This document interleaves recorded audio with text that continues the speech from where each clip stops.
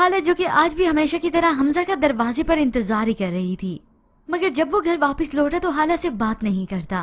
حالہ حمزہ سے اس کا بیگ لینا چاہتی ہے تو وہ اپنا بیگ بھی پیچھے کر دیتا ہے اور خاموش لبوں سے وہ حالہ کو دیکھتا ہے اور حالہ اسے، اور اسی طرح خاموشی سے آنکھوں میں ان دونوں میں بات ہوتی ہے۔ حمزہ کی نظروں میں تو ایک ہی سوال ہے، حالہ کیوں کیا میرے ساتھ تم نے ایسا؟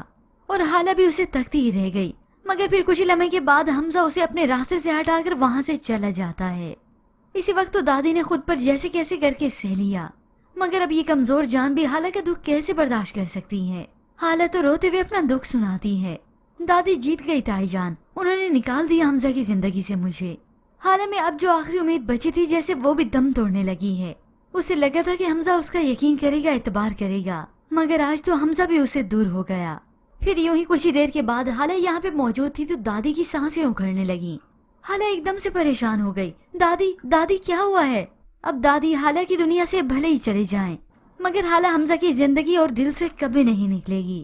شاہ جہاں نے اپنی آخری چال بھی چل لی اور دیکھ لیں گی کہ اس کا نتیجہ بھی کیا ہوگا۔